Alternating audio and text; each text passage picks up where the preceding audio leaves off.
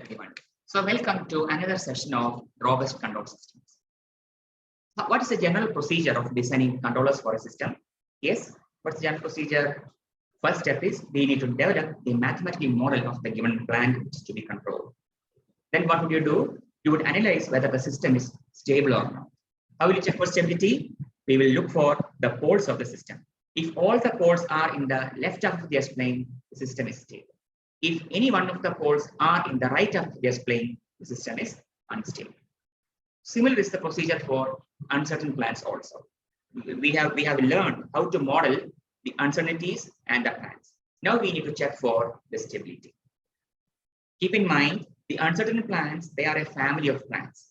Okay, so that family includes the nominal plant as well. What's the difference between nominal plant and the perturbed plant? In the nominal plant, there is no perturbation. Whereas in the perturbed plant, there is a family of plants which are perturbed by the given perturbations. So in this context, we need to speak of two kinds of stability. One is called the nominal stability and the other one is called robust stability. So nominal stability is the one which we discussed in the undergraduate class. We will look for the poles of the nominal plant. If all the poles are in the left half, the system would be stable and so on. Now, since we have a family of perturbed plants, we need to look for robust stability or stability robustness, for which we need to make use of what is called small gain theory. So in this lecture, we are going to discuss all those aspects.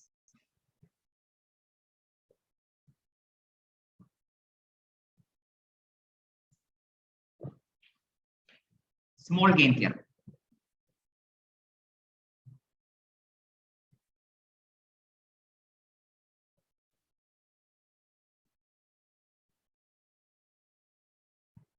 A control system is robust. A control system is robust if it remains stable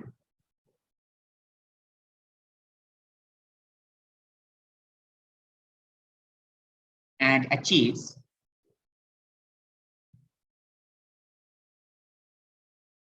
certain performance criteria,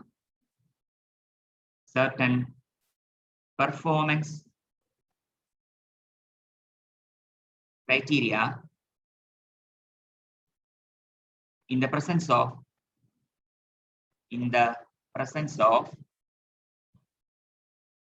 possible uncertainties.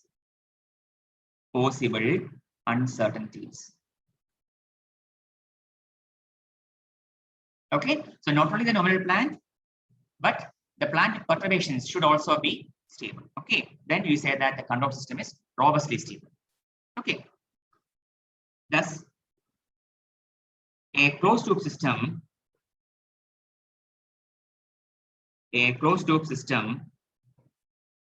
of plant G and controller K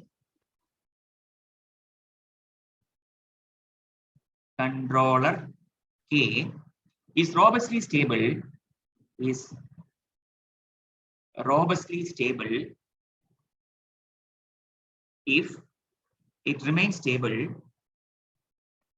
it remains stable for all possible perturbations in the plant. For all possible perturbations in the plant.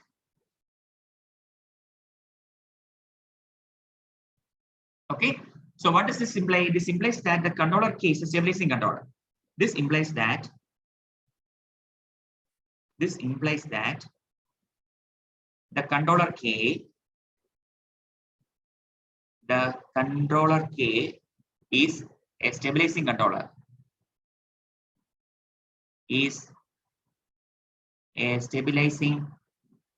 controller.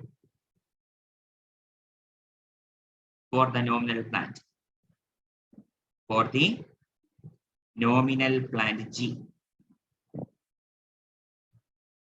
Since we assume that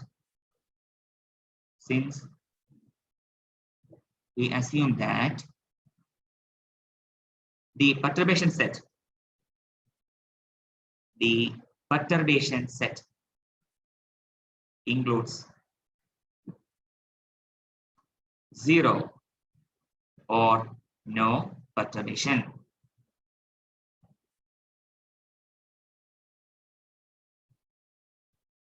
Okay, so now the question is, how much perturbation can be tolerated by a system before it becomes unstable?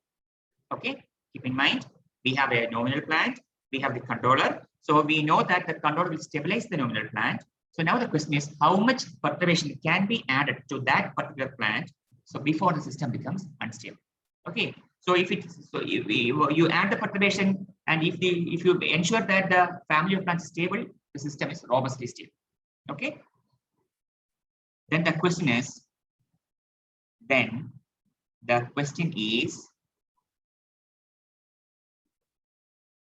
what is the size of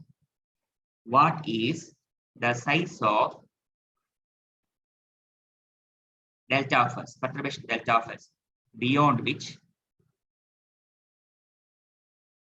the feedback system will be unstable? The feedback system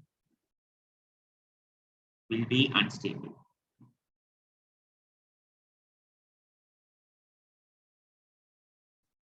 Okay, so that is what we are going to discuss. Okay, so now let us consider general configuration, standard configuration like this.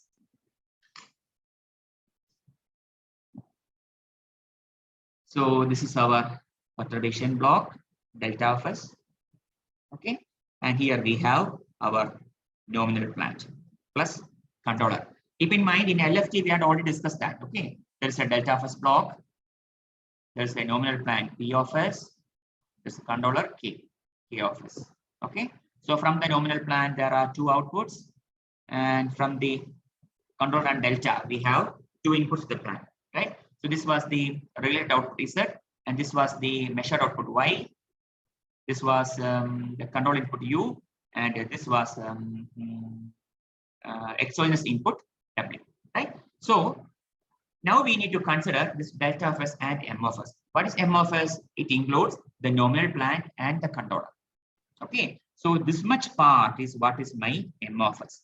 This much part is what is called my M of S. Okay, this M of S is the same thing, right? Or in other words, we want to find how much delta, what's the transformation between Z and W. Okay, we need to find the transformation between Z and W, right? So let us consider a configuration like this. This is a general configuration only. Okay, so the signal is coming here. So here there can be an exogenous input. This is coming to this point. There's another exogenous input here. Let's be W2. This is plus. Then there can be an exogenous input here. Let that signal be W1. Okay, so these are all internal signals, E1 and E2. Okay, E1 and E2. This is a general configuration. Okay, don't worry about the negativity sign here. It's a negative feedback, but that can be absorbed within the plant. Okay, if it's a negative, it's actually a negative feedback system. I have absorbed that negativity into this M of S block. Okay, so this is a general configuration, right? Now, the question is, how much delta can be tolerated by M of S before which the system, the perturbed plant becomes unstable? Okay, so that is given by what is called small gain theorem. So small gain theorem is potentially conservative. Okay, it is potentially conservative, right? Small gain theorem in general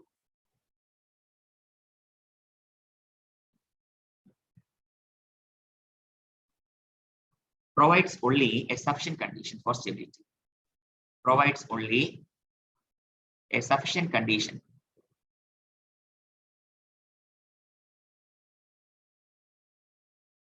for robust stability.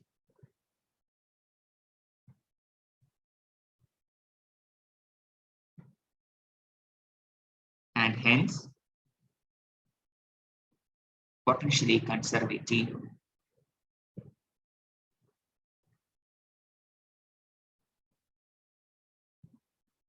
What do you mean by conservative? Say, for example, suppose this is your solution region. Okay, you solve something, you got this much area. Okay, this much area as your thing. But conservative means it will give extra area as well. Okay, it will give an extra space also, right? That's why it is called conservative, right? It will give a more wider solution area rather than what is required, what is necessary. That is why it is called conservative. So what is Morgan theorem? So here, keep in mind, we are dealing with stable systems. So M of S is stable. We assume delta of S is also stable. Okay. So what is Morgan theorem? If delta of S and M of S are stable, then the closed loop system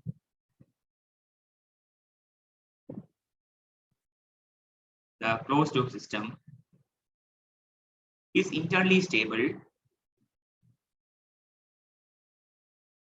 Closed loop system is internally stable if and only if. What is this IFF means? It means if and only if. Okay, that's a not a meaning. If and only if the infinity norm of M of S delta of S, the infinity norm is less than 1. Okay, this is the condition. So if delta of S and M of S are stable, then the closed loop system is stable, internally stable, if and only if the infinity norm of delta of S, M of S is less than 1. What do you mean by internal stability? In one of the previous lectures, we have seen internal stability will guarantee that the system remains stable even in the presence of bounded exogenous inputs. See, this is a real system. It is subjected to some disturbances, some noises. So as long as these disturbances and noises are bounded, then the internal stability guarantees that the internal signals are also bounded, and hence the system remains stable. Okay, we have seen these details in one of the previous lectures, right? Now, making use of the norm properties, we can write like this: infinity norm of delta of S into infinity norm of M of S must be less than 1. Or how much perturbation can we tolerate? We can tolerate as many perturbations so long as 1 by infinity norm of the nominal. Okay, so you try to minimize the infinity norm of the nominal plant, then as much perturbations can be tolerated. Okay, that's the condition. Thus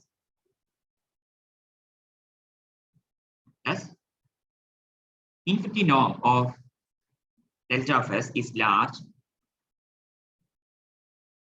if infinity norm of the nominal plant is small, which leads to a fundamental idea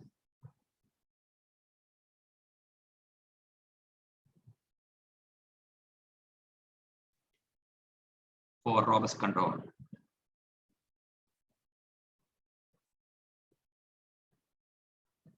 Okay, so this gives one of the basic ideas in robust control, right? What is that? Minimize the H infinity norm. Minimize the H infinity norm of the nominal system. The nominal system as much as possible. As much as possible. So that you can tolerate a perturbation as much as possible. Okay, so you try to minimize the infinity norm of the nominal plant, and you can tolerate the inverse of that much perturbation. Okay, which corresponds to the inverse of the infinity norm of the nominal plant model. Okay, so now we'll apply this idea to different perturbations. Okay, so robust stabilization conditions. Robust stabilization conditions.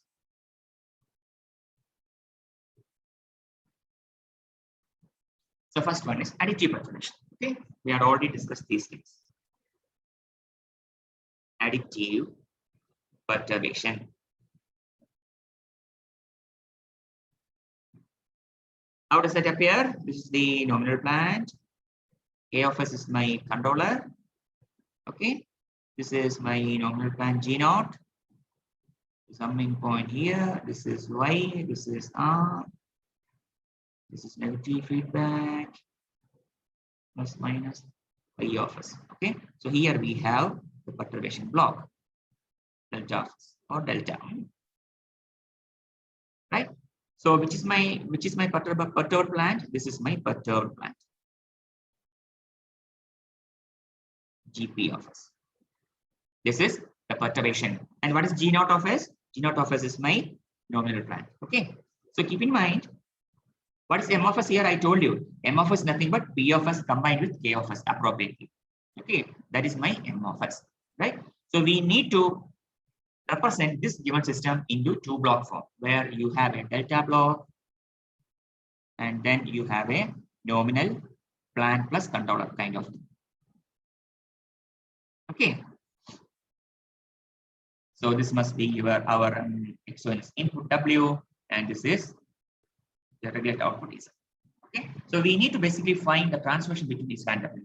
That will be the perturbation. That much perturbation will be can be tolerated by our. That much will be the perturbation seen by the nominal plan model. Okay. Now how to do that? You need to identify what are our Z and W signals. Okay. So this is our Z. And this is our W. The regulated output Z, and this is our exogenous input W. Now what next? Cut open that. Okay. So when you cut open that, what would you get? You would get something like this. Summing point. This is K of S. This is G naught of S. Here is our summing point. This is Y of S. This is our unity feedback. Plus minus R of S. Okay, so this was our Z and this was our W. Okay, plus. Now what next? We need to arrange this thing in such a way that we have the nominal plant and control. So you see, what should be the signal to the nominal plant? It must be W. What should be the output? Z. That means this needs to be rearranged. Okay, so now W should be the input signal and Z must be the output signal. Okay, that's what we are going to do. Now, R of S is also an exogenous input, right? That can be appropriately accounted for. So we need not bother about R of S for the time being. Okay, so let me drop R of S now. Okay, I'm dropping R of S signal right now and drawing other things, because R of S is also one of the exogenous input. Okay, that can be properly accounted. Okay, within this exogenous inputs. So these things can be ignored. So the output is coming to here at negative sign.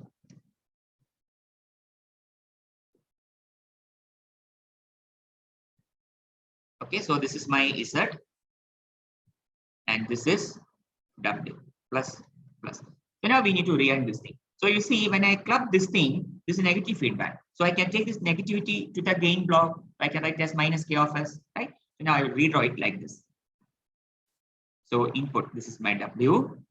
Okay, there's a summing point. Then what I will have a gain with minus K of S. Why minus K of S? Because this my negativity need to be accounted for. I will absorb that into the K block here. Okay, so you will get this is minus K of S.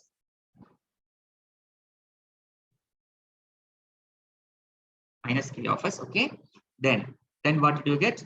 There is G naught of S here. Right, so this is my Z. This is Z. Then this is G naught of S block. Okay, this is G naught of S block.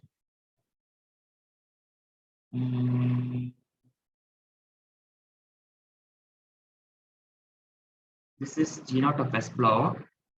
Then what will you do? This is W. This is G naught of S block, right? So G naught of S block input is Z only. So this can be clubbed like this, combined like this. Then G naught output is coming here. This is at a positive feedback. Okay. Okay. Negative sign has been taken into the K block, and now I am writing it as minus K of S. Right. So now, what's the transfer function Z by W? Tell me, what's the transfer function between Z by W? G divided by 1 minus GSHS. Okay, what is G here? Minus K of S. So this is my M of S block. I can write this as minus K of S divided by 1 minus this thing. So this becomes 1 plus K of S G naught of S. Are you following what I'm saying? This thing, what is the general closed loop feedback transfer function? How will you find? This is the general standard negative feedback system, right? GH, this thing, plus minus R C. What is C by R? G divided by, if it's negative feedback, it becomes 1 plus GH. Same thing. So minus K divided by, so it is a positive feedback. So this should be negative. This is plus here, this should be minus here, right? So minus K of S divided by 1 minus this into this, G of S into H of S. But minus K of S is negative. So minus K of S becomes positive. So it becomes 1 plus K of S into G naught of S. Okay. So what is this? This is my nominal plant M of S. Right. Now you see we have the two block form. This is my delta of S and this is M of S. Okay. So this is the regulated output is that, and this is the X1's input W. Okay. Now what's the condition for robustability? By small gain theorem. Okay. By small gain theorem,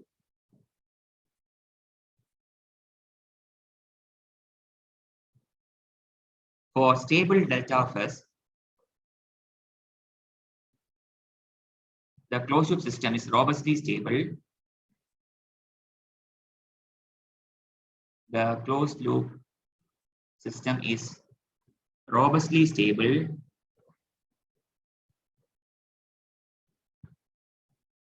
if K of S stabilizes the nominal plant,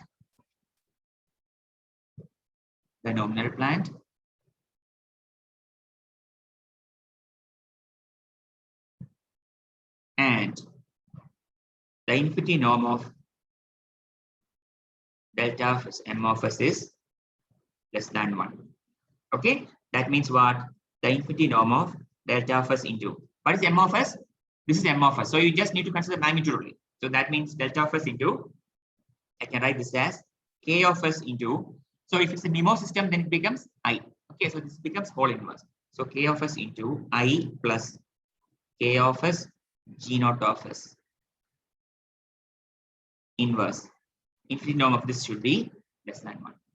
Okay, because when you take the norm, you will consider it's a positive value. It's a number, it's a positive real number. Okay, so negative sign can be dropped, right? So this I can write like this. M of S can be written like this: minus K of S into what?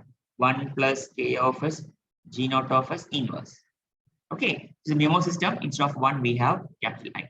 That's what I have written here. Okay, should be less than 1. Now what next? Take the individual norm. So infinity norm of delta of S into infinity norm of K of S into I plus K of S G naught of S inverse should be less than 1. So what should be, how much perturbation can be tolerated? It should be less than 1 divided by infinity norm of K of S into I plus K of S G naught of S inverse. Okay, this is the maximum stable perturbation which can be tolerated, beyond which the system becomes unstable. Okay, so this was the case for additive perturbation. Now we'll consider the case for inverse additive perturbation. Inverse additive perturbation.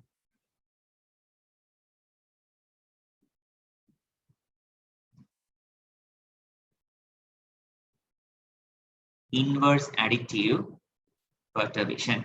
Okay, so here what happens? This is our summing point. This is my controller K. Here is another summing point. This is G naught of S. And here comes my perturbation block.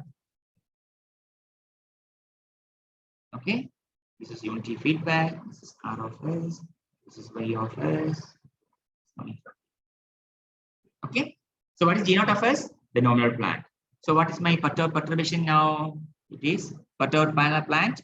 This much is the perturbed plant. G.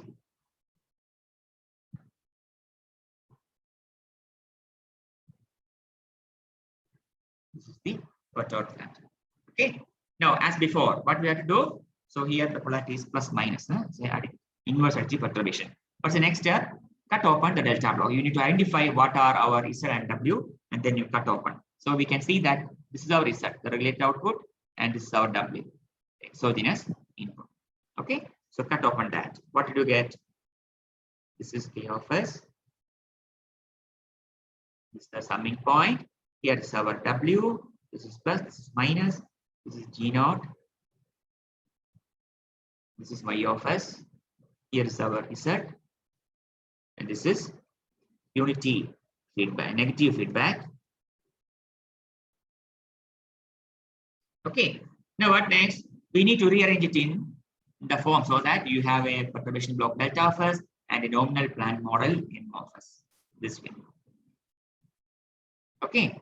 So this is the regulated output Z, and this is the exogenous input W. Okay. Now we need to arrange it in this form. So how can we do that? So first, since it's a linear time invariant system, LTI system, you can also consider one input at a time. So no worries. Even otherwise, this R of S can be accounted for properly. Okay, within the exogenous input. So no need to worry about that. Fine. So now what next? Let me rearrange this thing. Redraw it once again. So this is K of S. This is the perturbation block summing point. This is G naught of S.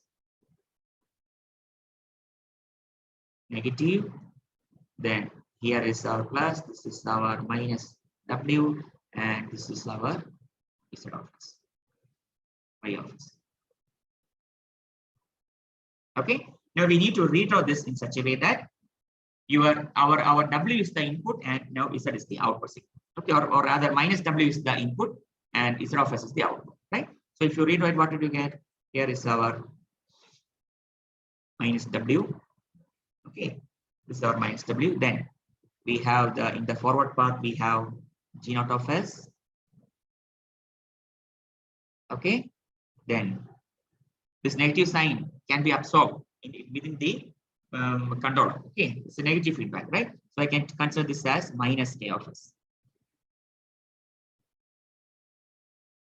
So minus K of S, and G naught of S output is going to this thing minus K of S, like this. Okay, so this is our Z. So this is plus plus. Okay, so what will be our M of S now? Our M of S is nothing but Z by W. What is that? G naught divided by 1 minus G naught into this thing. So that becomes 1 plus K of S into G naught of S. Okay, this is nothing but that's a negative sign here. Okay, so or Z by W can be taken, negative sign can be taken to this side also. That's also correct. Okay, so M of S is minus G naught of S divided by 1 plus K of S into G naught of S. Okay, so now you see this is our standard configuration. This is our delta of S, and here is our M of S. Okay, so this is regulated output Z, and this is the exogenous input W. Okay, so what is our M of S? M of S is this thing. Now, how will you find how much perturbation delta of S can be tolerated? Using small gain theorem. By small gain theorem,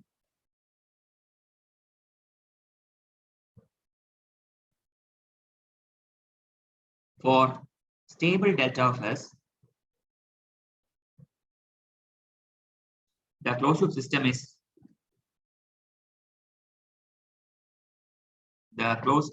is robustly stable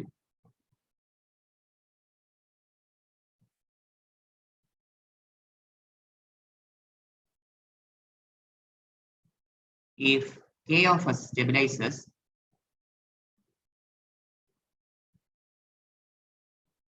the nominal plant and what's the condition? Infinity norm of delta of S, M of S should be less than 1. Okay, now again, that means infinity norm of delta of S into infinity norm of m of s should be less than 1, which implies infinity norm of, so delta of s into infinity norm of, what is the m of s here? M of s is this thing. Okay, as I said before, this can be written like this. When you take the norm, negative sign will vanish. Okay, g naught of s, and since the memo system, instead of 1, we have to write I. Okay, g naught of s into I plus k of s g naught of s inverse. Okay, it can be written in this way. So I can write g naught of s into g naught of s into I plus k of s g naught of s inverse infinity should be less than 1. Or how much perturbation can be tolerated? It should be less than 1 divided by infinity norm of g naught of s into I plus k of s g naught of s inverse. Okay, this much perturbations or this much perturbations can be tolerated. If it exceeds this condition, the closed system becomes robustly unstable. Okay, in this way, you can try deriving robust stabilization conditions for other perturbations. Okay, there are other perturbations like output multiplicative perturbation, input multiplicative perturbation, inverse input multiplicative perturbation, and so on. Okay, so similar is the procedure. Fine. So what do we do today? We try to understand what is small gain theorem and hence apply it for finding the robust stabilization conditions for different kinds of uncertainties. So with this, we will stop here today and we will meet again for a new lesson. Thank you.